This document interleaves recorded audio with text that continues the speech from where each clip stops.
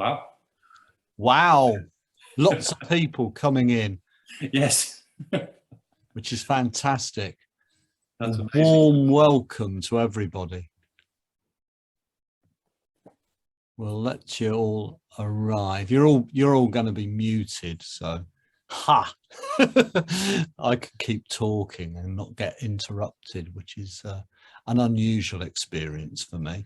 I'm Andy Salmon. Henry has asked me to sort of MC this event. It's fantastic that we're all able to be here and meet with Henry. And also what we're going to do tonight, I'm going to ask you if you have questions for Henry, type them in the chat. Find the chat in the Zoom. You're all experts these days at Zoom, aren't you? So find the chat, type the questions in. You might like to say hello. So I'm quite happy with you saying, hello, I'm joining you from the moon or wherever you are. You know, do that sort of thing. Use the chat in that kind of way, but also type any questions in that you've got for Henry. We're also, what we're going to do is Henry's prepared some nice videos for us that'll explain a little bit about the book. And we're going to hear from two Bishop Davids, which is kind of weird that they're both Bishop David, but we are. And we're going to find out a bit more about this wonderful book. One of the great things about a global pandemic is that Henry seems to find lots of time to write books, because it doesn't seem that long ago that we were all here for another book launch. So I'm hoping that people are all kind of in. There might be one or two more people joining us. So Joe and Finn have messaged to say hi. So hi, Joe and Finn. Oh yeah, look, I'm getting lots now. There you go. People putting their greetings in there. So don't forget, put in the chat any questions you have for Henry that you might be asking about Vincent van Gogh and the Good Samaritan. You might like to ask him about his writing technique, where he finds the time, you know, anything you like, though, really. Put them in the chat and we'll put those to Henry in a bit. Will, shall we go to our first video, do you think? Yes, let's do it. I'm just going to share my screen. Hello, everybody. I'm Will from the publisher, and this is the introductory video. What can I tell you about this painting, The Good Samaritan? Let's start with the artist. I'm guessing we all know something about him. Van Gogh's face is one of the most recognizable from the entire 19th century. When and where did he paint this? In 1890, in the asylum of Saint Paul in Saint-Rémy, which is in southern France. So how does that then fit in with the rest of Van Gogh's life? Well, sadly, it comes near to the very end of his life. He finished this painting in early May 1890, and he died at the end of July in the same year. Of course, in May 1890, he did not know he was so close to dying.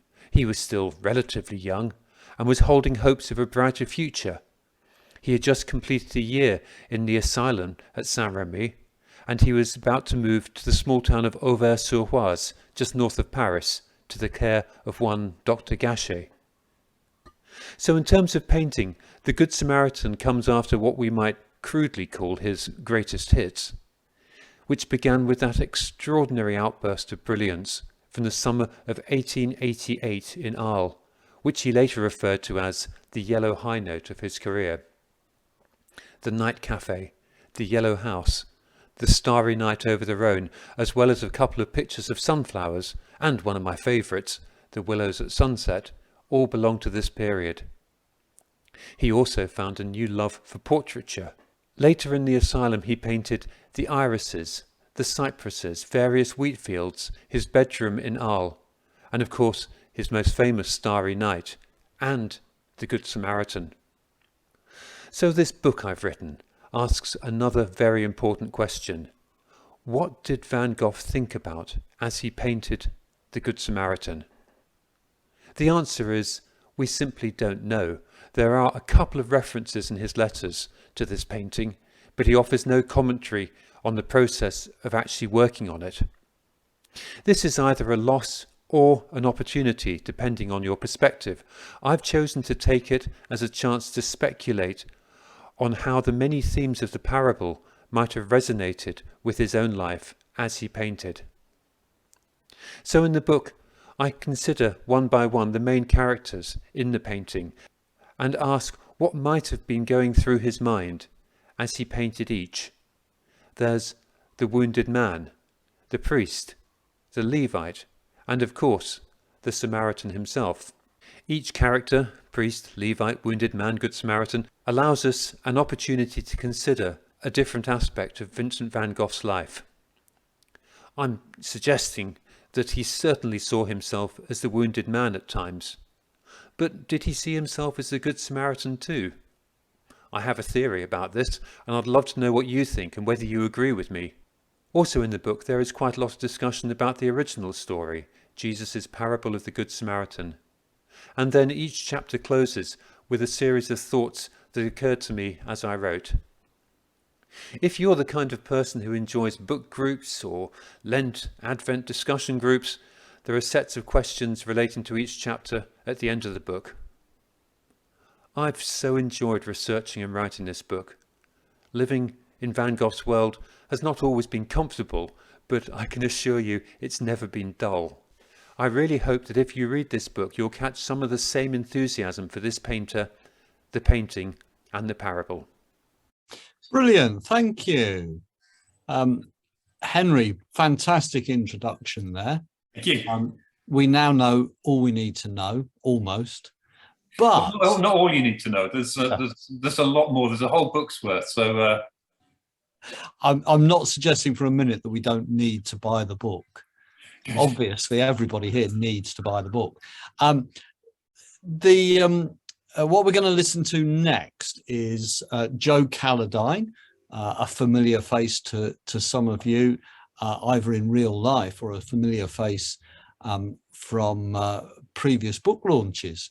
But we're going to meet Joe Calladine interviewing Henry about the book. But a reminder that I want to see your questions in the chat, questions that you want me to put to Henry or to put yourself.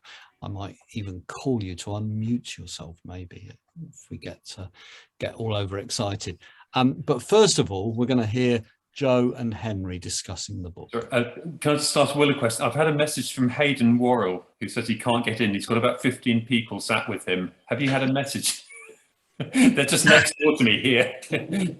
Yes. Okay, great. Hold on a moment. I can. I'll send Hayden the login details. He's in now. He's in now. Oh, he's in. Okay, brilliant. Okay, fantastic. Okay. Thanks. So Henry, first, probably the most important question to ask: how do we truly and correctly pronounce this artist's name? I think it's Van Gogh, but if my Dutch friend Charles is watching, he'll tell me I've got that wrong. So the French called him Van Gogh. Mm-hmm. We as Brits call him Van Gogh. Right. I cannot think of any justification for Van Gogh. Okay. It's Van Gogh or Van Gogh. He realised that was going to be a problem, so that's why he signed his paintings Vincent. Oh, well, I think we've all learned something, so thank you very much. So you've written a book about Yes. Van Gogh, particularly this painting, but I know Yes. you are a huge fan of his work generally. So what is it, because we all know we're here in your lovely studio in France, you're a very talented artist yourself. So what is it that appeals to you about Van Gogh's art? I love what he does with colour. I love the risks he takes. I love the fact that he almost reinvented the way we paint. So much so now that if I ever paint a sunflower and post it on the internet, somebody's going to say, "Oh, very Van Gogh." And they're right, because he seems to have cornered the market on sunflowers, bright sunlight and starry nights. Where would painting be without Vincent van Gogh? And when you look at your own work, can you see any influence that he's had on your kind of canvases? Oh, I wish. Yeah, I would love to. I'd love to be able to paint like him. I'm far more timid than he is. He does this lovely explanation about how he paints in his letters to his brother Theo. He says, if you see a blank canvas, you just slap some paint on it. Just get started. Wade in. Don't be timorous, because that's the way of mediocrity. So, but we're here to talk, and your book is about this one particular painting, which is Van Gogh's picture of the parable of the Good Samaritan. Was Van Gogh someone who commonly painted biblical scenes? No, he liked painting from life, and he wouldn't paint biblical scenes because he didn't go to the land where they were set. However, when he was in the asylum, which was like a sort of lockdown, I suppose, voluntary lockdown, he didn't have access to models, so he resumed his former habit of copying other people's work, and he got a lithograph of Eugene Delacroix's Good Samaritan and copied it, because we have endless access to figures. If you want to see a human doing a pose, you can find that anywhere you want on the internet. And when we were growing up, you could have found it in a magazine probably, but they didn't have that. So if you want to see a human figure, you need to look at somebody else's painting or have a live model in front of you. So other than this, were there any other biblical scenes that he painted, or this is a very rare example? It's rare, but there were they copied a couple of Rembrandts and another Delacroix's Pieta, which I don't think is so good, actually. This one is really his best. Now we know that this painting was done a few months before Vincent van Gogh very tragically took his own life. Do you think there's any significance in that this was one of his later drawings? Probably not for him, because at the time it was just before he left the asylum to go north to Paris, live near his brother and sister-in-law and their new child, also called Vincent van Gogh. With hindsight, we see this photograph at the end of his life. For him, that wouldn't have been so. For me, in my project, it's very useful because I can use this painting to look back over the entire span of his life rather than from a midpoint in his life. Now, I've had the good fortune to read this book again. I've had an advanced copy, and I can tell you it is very, very good. I would say, well, your best work, not that the other books weren't great, but you kind of look at the painting with an artist's eye, which I think is very interesting for me as someone who doesn't paint. Then you talk about Vincent van Gogh's life, and then look at the story of Jesus and the parable and what he meant. And you look at the different figures in this painting and in the story and what they meant for Vincent van Gogh and what they mean for us now. The thing that really jumped out at me, and I've been a Christian for a long time, as have you, but a thought that never occurred to me was that really we should see ourselves as the wounded man, because quite often we tend to see ourselves as a Samaritan. And yet you feel that maybe the primary meaning is for us to see ourselves as the wounded individual, which I thought was a really interesting insight. Well, when the lawyer comes to Jesus with his question, I don't think this is the story he wants to hear. But to me, the story makes most sense that Jesus tells it, that we should see ourselves primarily as the wounded person. I was on a Zoom a couple of weeks ago, and I wish I'd had this information beforehand while I was writing. Bishop David Gillett runs these art Zooms, and there's a lovely woman called Claire on there. She was telling a story about being in South America, where all the participants weren't Westerners, and they were looking at the Good Samaritan, and the one Westerner in the group identified very strongly with the Good Samaritan, and everybody else identified with the wounded man. Maybe it's our imperial legacy where we want to go out and fix other people's problems and see ourselves as having that duty, that burden, that makes us see ourselves as aspiring to the Samaritan and then not wanting to be priest and Levite. But actually, that audience saw themselves primarily as a wounded man, as somebody who is going to need some help. One of the really interesting sort of points you make in the book is if we took the command, if we assume that Jesus is asking us to behave like the Good Samaritan, go and do likewise. Go and do likewise. Then, if I'm walking through Manchester, I then have to stop and help every single needy person who passes me by. And just how impractical that would be. I wouldn't get to work, for example, but also how in this story, the wounded man is relatively easy to help, although of course it's a massive risk still for the Samaritan. He's still very easy to help. He's unconscious, he's taken to an inn, he's helped to recover. We both know from our experience in the prison, sometimes people you're trying to help are not that receptive. They don't always do what you want to do. Yeah. So yeah, it did make me think about, actually, if we took the Good Samaritan story literally, it would be very hard. And I think Van Gogh tries in his life to be a literal Good Samaritan on a couple of occasions when he was an evangelist. Did you know when he trained for ordination? Right, okay. And then he got this post as an evangelist, which he really threw himself into, and then just burnt himself out. He was heading for a crash, and that got averted. But perhaps they could have been kinder the way they relieved him of his duties. Then with some of his choices of love, certainly one of the women he fell in love with was perhaps more of a rescue project than a true romance. So being a Good Samaritan, trying to be a Good Samaritan, doesn't work well. If we can understand the stories, answering the question, how is God good to us, then it makes more sense than who is my neighbour. Brilliant, thank you. Well, thanks, Joe, for interviewing me, coming all the way over here just to interview me. Fantastic, yeah. And we found out quite a lot more. And interestingly, I'm not getting many questions in the chat. So throw me some questions, people, or it'll be a very short gathering. I'll ask you a question, Henry.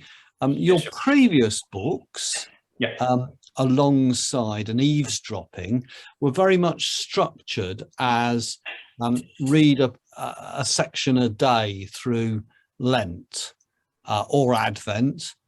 Is this a similar type of book? No, not so much. It's in 7 chapters, but I didn't write it with a plan to as a Lent. But I guess it certainly could be read in Lent. But and the request is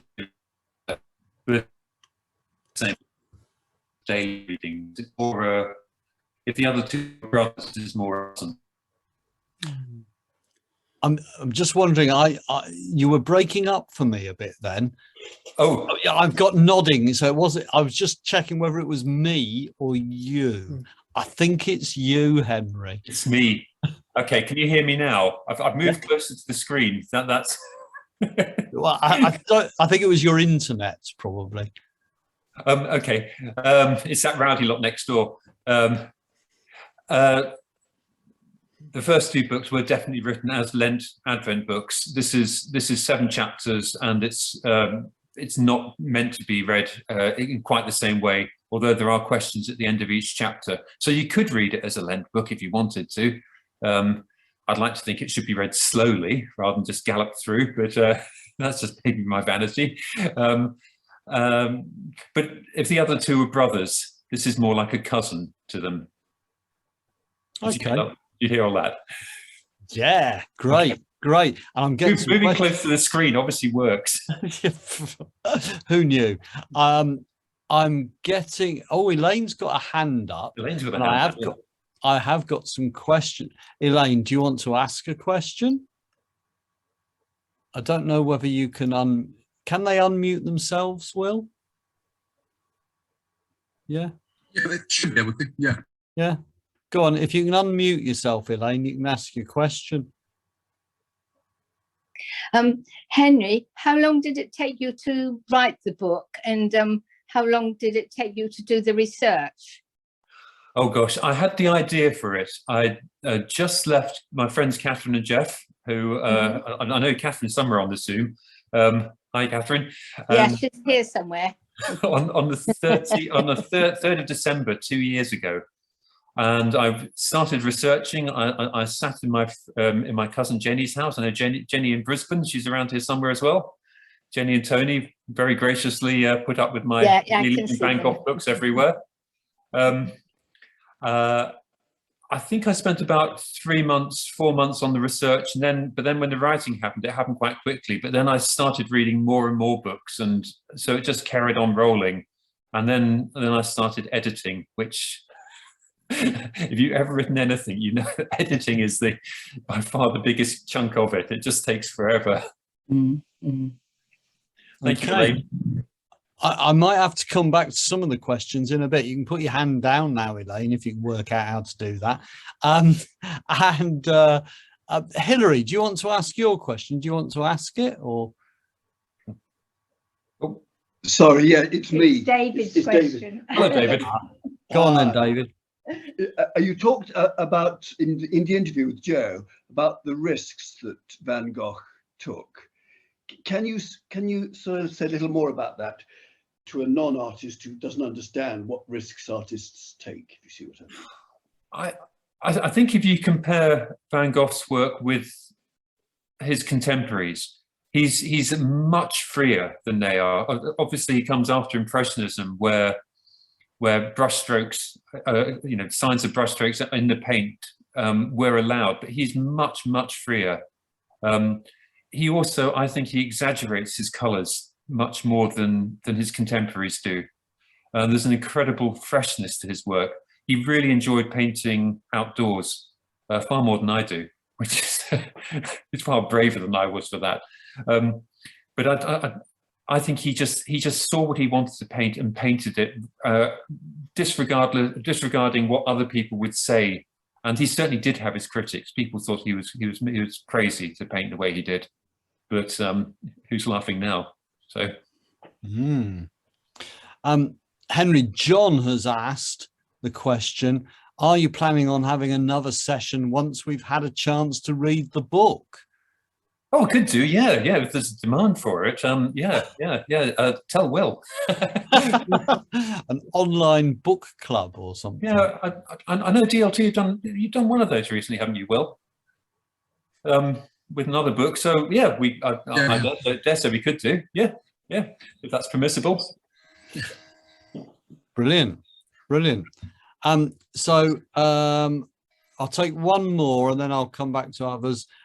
Helen has asked, was the inspiration for you, Henry, the painting or the parable? Oh, what a question. Is that Helen Flown? No, it's Helen Stratton. Helen Stratton. Oh, hello, Helen. Hope you're feeling better. It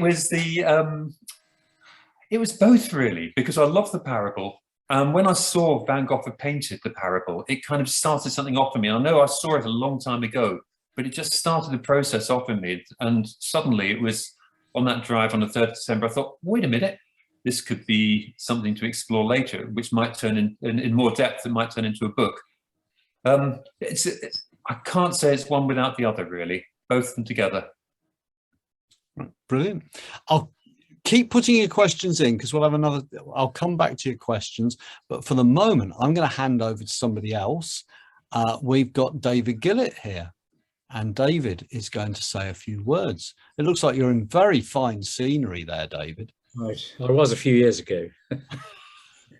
I'm in very drafty Norfolk tonight. It's a real privilege to be able to say something about this book. I had it before it even became a book to look at to see whether I'd write a bit of blurb for it. I was delighted. Sometimes you get asked to write a bit for the back cover of a book, and it's quite a trial, both to read it and to think what on earth to say that would help sell it. I had no such problem with this book. It was, as I read it, I'd heard about it before, actually, from Henry. We'd done a thing about it before, but it was an exciting, informative and challenging book all in one. And as I was reading, I thought, I haven't read a book that has so impressed me, so challenged me as this one for as long as I could remember, really. And during lockdown, I've been reading a lot of books. What else was there to do? But this one really stood out as the standalone book for me, of the decade, really. That sounds a bit extravagant, but it spoke to me on so many different levels. I also love Van Gogh, but And I thought I knew quite a bit about him till I read this book. And then I realized how much I didn't know. And one of the things that really impressed me about it was Henry's knowledge of Van Gogh's letters, mainly to his younger brother, I think. And one learned some of the details and intricacies of his life, which Henry molds very skillfully into this book. The other thing that it did for me was I've tended over the years to be quite involved with leading Ignatian meditations and so on. And this for me did that. It's, Ignatian meditations ask you to step into the biblical passage and walk through it as, say, one of the characters. And the thrilling thing about Henry's book is that you'd read one chapter and you'd be walking through it as one character and then the next character. And certainly as I came towards the end of it, I thought, well, I am all of them at different times. One of the most challenging things that came to me was the point, I think Henry's hinted at it so far, that perhaps Van Gogh and perhaps we can, in some senses, be too much the Good Samaritan for our own health. And just as Van Gogh wore himself out when he was in the mining district early in his life, so I've fortunately never seen it in myself, but I've had to come alongside several people who have been so brilliant as the Good Samaritan without taking thought for themselves that they've come across that. But and that was a real insight that Henry brings out, I think, in the book. For me, though, I've been spending this last weekend in Wormwood Scrubs prison, on and off. And strangely, Henry, this book, perhaps you think it's strange, but it came back to me very powerfully. I don't know whether it's just because I knew, obviously, of your connections with prisons. But it was a Category A prison declared overnight on Saturday because they had a double murderer come in.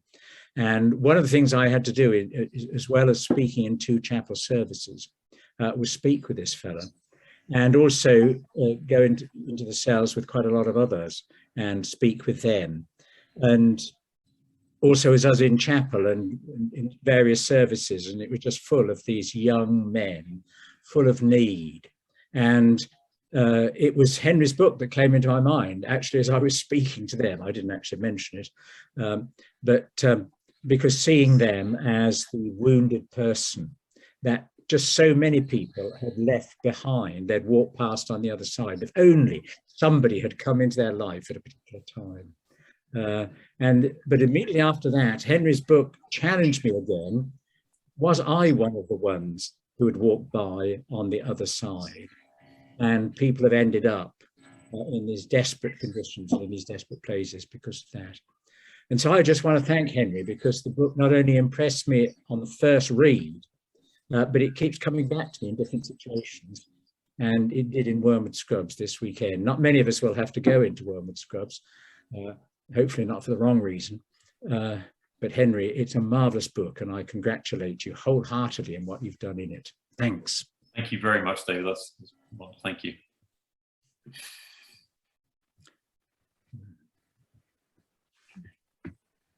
Right. Well, I muted myself and then forgot to unmute myself. But thank you, David, for that.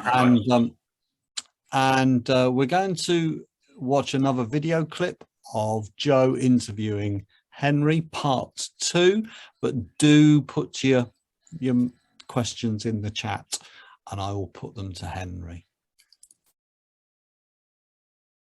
Now, I know this book involved quite a lot of research for you, and developing I love doing it. It's so much fun. This is my copy of his letters. It's very, very battered. I mean, I've made copious notes in it and scribbled across it. And I believe you've now developed a gift for translating Dutch. Is that right? 19th century Dutch. Well, I wanted to look at the original scripts of his original writing, because that seemed to bring me closer to him as a writer and a painter, because his writings are fantastic as well. Sometimes he wrote in French, which I can manage, but when he wrote in Dutch, I became very reliant on online dictionaries, on Google Translate, but most of all on my friend Charles, who's Dutch born. So I translated away, and Charles occasionally, he went through the whole lot. We had a couple of Zooms, and he went through the whole lot, painstaking work, and said, this is great, this is great, this is great. And there's no Dutch person would ever read that and you come up with these English words, Henry, which was just what I needed to hear. Well, not what I wanted to hear. I wanted to be told it was all great, but it's what I needed. I'm very grateful to Charles for that. So what are you hoping when people read this book? What are you hoping that they take away from it? I would like people perhaps to find the joy of the parable that I've discovered, a new depth of joy in the parable, and this idea that we are so small in this. We're just here for a moment of time. We're just some floating atoms in space. But actually, in God's eyes, we have significance, because if a lost sheep, a lost coin, lost sons, and a lost man, wounded and lying in the gutter with no identity, is clearly of value and significance to God, then so are we. And those who are lost to us are also significant. I suppose if somebody contacted me afterwards and said, having read your book, I then went and read Van Gogh's original letters and I loved them, that would be great. He never intended me to read it, or you, but it's there and we can. He just pours out his soul to his brother mainly, and it's amazing. I know I really, really enjoyed the book, and I think because it's so rich, there's a lot going on in what you're doing. I mean, you take us through the painting, and again, I'm not an artist, I do enjoy looking at art, but I would never look at the way you do, because you look at it and you understand the brushwork and so on. So I think for me, it made me look at this painting. I looked it up on Google as I was reading, and I kept looking back, and it was helpful for me to kind of, you explain about the use of colour and so on, which again, I just wouldn't appreciate. And then the way you connect that with then Vincent van Gogh's life story, which I knew nothing about. I knew he cut his ear off and he killed himself, but that was about it. But yeah, such an interesting figure. Yeah. And it just feels to me like he's somebody who lived life very fully, very almost at an extreme. He never did anything by halves, did he? No, because that was mediocre. He didn't like mediocrity. He was always very passionate, and both feet first in. Just an incredible life, and I think also his story has so many hooks in it. That he's your classic underdog. Huge irony that his paintings sell for millions whenever they go on the market, which is very rarely. And then I think for anyone interested in art and interested in Van Gogh's work, but then again, for the interest in that parable, and I think coming at it in a very fresh way. I mean, yes, there's still the message of not judging people, like the Good Samaritan we know was the shocking part for many people of that original time, because Samaritans were not seen as good. But I think to come at it from a new perspective as well, and to encourage people to see themselves as the wounded person in need of God's help, I think is just such a fresh angle to a very familiar story. That sounds arrogant, but I'm surprised that I learned something new from a story I thought I knew very, very well. Well, I'm pained in the book at one point to say I'm not against people being nice to each other in good works, because it is really important that we should be inspired by the Good Samaritan. The Samaritan should inspire us not to walk on by. But the standard set by the Samaritan is very, very high. Yeah. And also we're highly individualistic. Whereas actually I think that the parable makes much more sense to us as the human race. There's a lovely thought from Martin Luther King that comes in right at the very end of the book, which I really, really summed it up for me, that it's not just helping out one individual, it's about changing the structures that clear up the whole Jerusalem-Jericho road so nobody's left in the gutter there, and all of the institutions that burn, bruise and mug people and leave them wounded need to be addressed as well, and that's way beyond some wannabe individual hero. Yeah, because I guess that ultimately one of the key messages is Jesus was challenging the prejudice about the Samaritan, because it's the Samaritan who comes and assists the person. Not because he's a Samaritan, but because he's a human being, and the man on the road is a human being. Yes. And how much in our society at the minute we're looking at labelling and dividing people, whether it's refugees or immigrants or whatever it might be, and these are people who can be left in the gutter, and we walk on by. And in the kingdom of God, as you say, Nobody is left in the gutter. We should never walk on Everyone by. is of value to God. Everyone, yes. Yeah.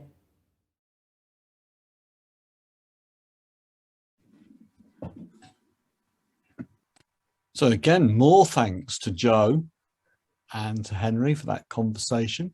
And to Matt as well, who recorded it and edited it. So yeah, we don't see him, head. so we don't get to thank him. No, we thank Matt as well, Matt Calladine. Yeah. So we've got some more questions. Put your questions in the chat, people. I know I keep saying this, but do put your questions in. Pauline's asked an interesting question here. I don't know if Pauline wants to ask it herself. I'm looking. Don't know if I can see. I can see Pauline, yep. Yeah, I was just interested to know whether there was anything that particularly surprised you about Van Gogh in the course of your research. Oh, absolutely. Did you know that Van Gogh wrote not quite parables, but they're kind of like parables? He writes a whole series when he's wants to express himself, make his point very clear. He uses these wonderful analogies and metaphors, and they really are very, very striking. So, for instance, when he's talking about eternal life to his sister, he explains it in terms of salad grubs, potato grubs in the ground, not understanding what life's like when they get wings and start flying. He says, well, that's the same as us. We can't really understand eternal life because we're like salad grubs living under the ground. And I love how he takes such a high concept as eternity and takes it right down to the vegetable patch. But he also describes himself as an unwelcome shaggy dog when, as an adult, he's living in his parents' house. He's returned back to his parents' house, which isn't always a great thing for anyone, particularly when they're unwillingly back in their parents' house because they've got nowhere else to go. He describes himself as a shaggy dog, leaving paw prints everywhere and frightening their respectable visitors. His dad was a vicar or minister, and I think it was quite genteel, and he wasn't very genteel. He was a bit rough and ready around the edges. So I loved his analogies, and I try and make sure there are at least 2 of those in every chapter. Yeah, thank you, Pauline. Thank you. And we've got questions here from Helen and John. Helen Falone, and then John, which might be a bit related. I don't know if Helen, if you want to ask the question yourself, or I can ask it for you. I don't mind asking. Henry, Hello, Helen. I wondered that after you'd read the letters, did you get the feeling that Vincent saw himself as a victim? I think so, yes. I think certainly towards the end of his life.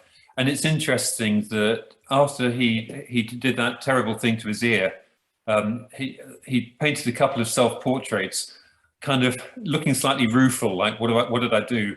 But with this huge bandage around his head. And I then look at the wounded man in his picture, who has, again, a similar bandage around his head, and think, yeah, he must have thought of himself as he painted the wounded man, surely. And he actually talks about some of his other wounds as well, particularly when love went disastrously wrong for him, when a woman he loved very, very dearly wouldn't return his love. And he describes that a few years later. He said, this is a wound that's not going away. So yes, certainly he was, I think he saw himself as more than one person in the story, in the parable. So, but he actually didn't write anything about the parable as he painted it, which is great for me because it leaves me far more room to speculate. And as I said, I think John's question is kind of related, really, because why do you think Van Gogh chose this subject matter? Is it about Van Gogh's own life and mental state, maybe? Oh, John's adding, do you think subconsciously he was wanting a Samaritan to help him? I think he was, John. I think he, in one of his analogies, he writes about himself being a caged bird and stuck in a cage, and the children who have caught him come and feed him and say, oh, he's fine, look at him. And he's going, I'm not fine, I'm in a cage, you idiot. Obviously birds don't speak, but if birds could speak, that's pretty what they would say. And then at the end, he does this impassioned plea for, I need love to come and rescue me. Love, true love, would open the prison and let me out and let me fly off to be with the other birds. So I think he definitely was wanting someone to help him. And people did. His brother, Theo, financed him. There were a lot of people, his friends in Arles, the Roulins, definitely helped him as well. Somebody else, oh, his sister-in-law made his career. Well, basically, without her, we wouldn't have Van Gogh, because his paintings would have just got lost. So there's something about Joanna Van Gogh, who ought to be far more famous than she is. If you're looking at the camera, can you just wave? If you've heard of Joanna Van Gogh Bonga, you just wave. No. Oh, I can only see some of you. Yep. Yeah, Joe Calladine's waving, but yes, of course she has. She's read the book. But Simon Packham waved. Yep. So, and Colin did as well. Yep. Oh, and Eddie, you read the book as well. So that's cheating. So if you don't know her, she is the most amazing woman. And without her, we would not have our enjoyment of Van Gogh, because the paintings would have been lost in time. So she gets a little section in the book. She deserves more. Did I answer that question? If I just when I start talking about Van Gogh, I tend to just stop. You know. No, I think you've answered the questions. Yeah. I think we might move on. So, because I mean, there's just everything you say. So I've got my copy of the book today. Lucky me. I haven't got it yet. It hasn't yet made it to France. So, and lovely smell. Oh, stop it. So I'm really looking forward to reading it, because I haven't read it yet. So no, I think we're all intrigued and want to read on. But I'm just going to hand over to so we've heard from Bishop David, and now we're going to hear from Bishop David, and in this case David Wilbourne. Welcome. Okay, I'm from Scarborough. Having two bishops is like having two peacocks in the same yard, so watch out, I think. Well, great to be here.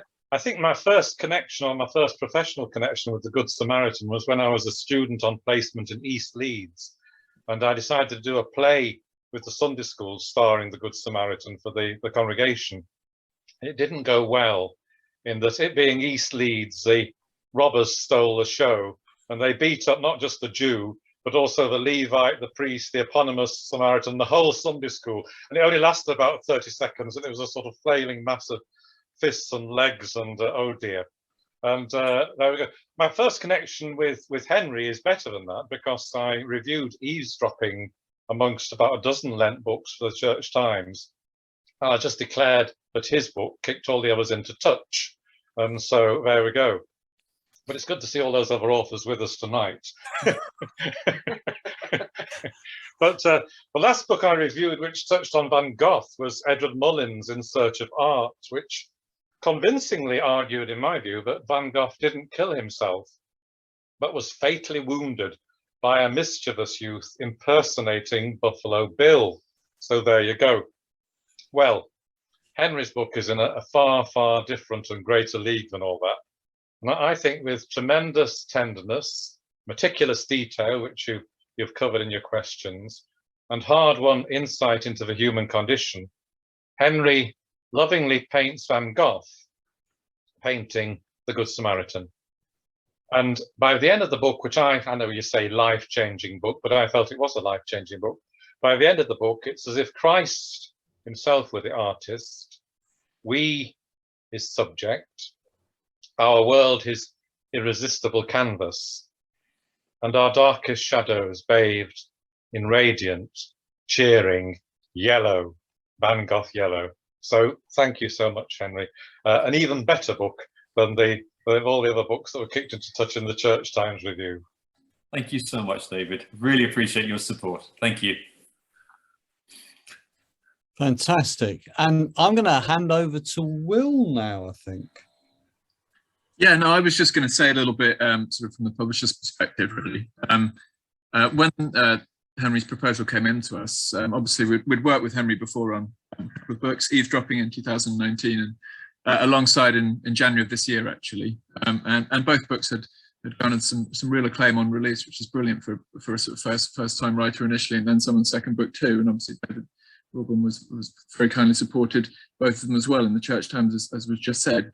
But when the project came in, we immediately likened it to one of our most successful books, which is The Return of the Prodigal Son by Dutch Catholic priest and writer Henri Nouwen.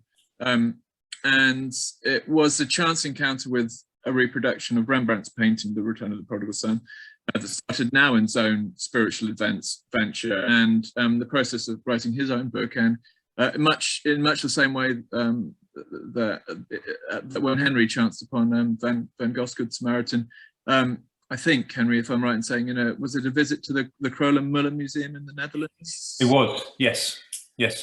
Yeah, and I saw it there, and I thought, whoa! I did not know he'd painted that. I was surprised that he'd painted the biblical scene. So I thought he was all done with the Bible. Right. Yeah. Exactly. And so we were very keen to take the book on, and we think Henry's book is pretty unique in the way it explores the sort of spiritual depths of Van Gogh's paintings, obviously including the Good Samaritan. His Van Gogh's aspirations to be Christ-like, his struggles and wanderings, and how these might have influenced him as he painted. And also, the book for us asks what lessons we can learn from meditation upon the imagery and each of the characters portrayed in the Good Samaritan. Essentially, Jesus' most famous parable.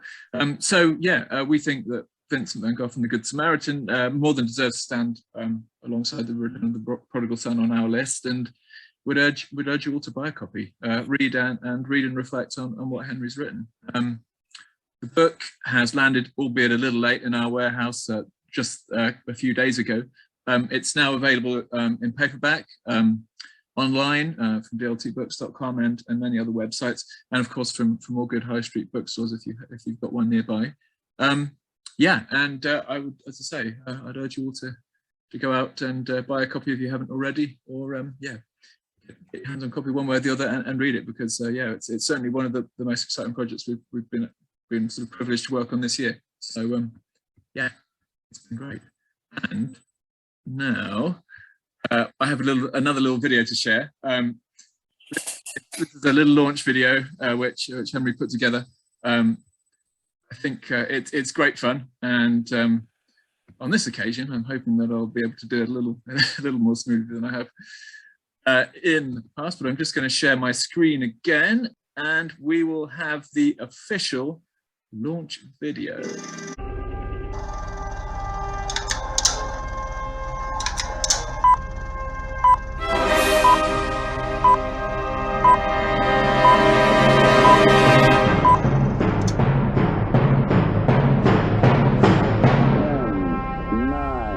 Ignition sequence start. 6, 5, 4, 3, 2, 1, 0. All engine running.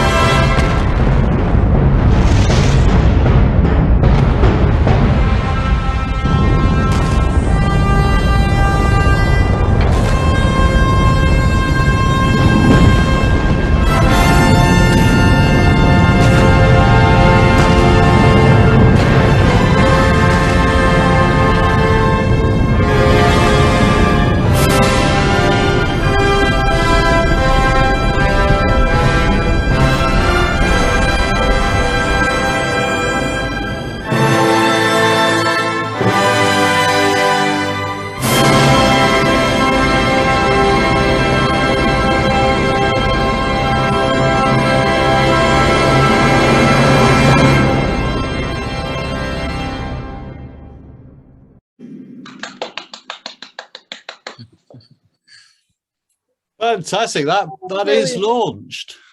Well done. Apologies to any purists out there. I was have far too much time on my hands. I miss Henri. During lockdown, Henri used to preach for us at Sacred Trinity and would create fantastic videos to go with his sermons, which none of the rest of us could compete with.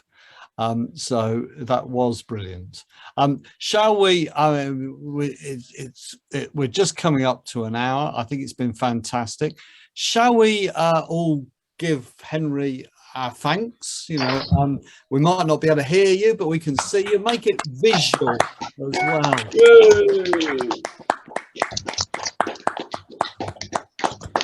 Thank you all so much. Thank you. Really do appreciate you turning out and coming on this evening. Thank you.